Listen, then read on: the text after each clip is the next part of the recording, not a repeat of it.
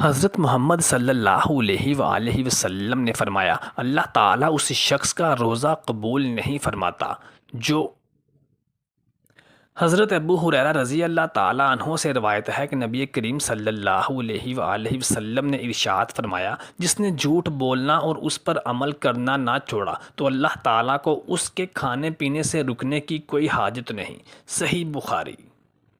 یعنی جو شخص روزے کے دوران جھوٹ، دھوکہ، بددیانتی اور برے اعمال سے باز نہیں آتا، اس کا روزہ اللہ تعالیٰ کے ہاں قبول نہیں ہوتا۔ روزے کا اصل مقصد صرف بھوکا پیاسا رہنا نہیں، بلکہ اپنے اخلاق اور اپنے اعمال کو بہتر بنانا بھی ہے۔ روزہ ایک ڈھال ہے۔ حضرت ابو ہریرہ رضی اللہ تعالیٰ عنہ سے روایت ہے کہ نبی کریم صلی اللہ علیہ وآلہ وسلم نے فرمایا، روزہ گناہوں سے بچاؤ کے لیے ایک ڈھال ہے۔ صحیح بخاری، صحیح مسلم۔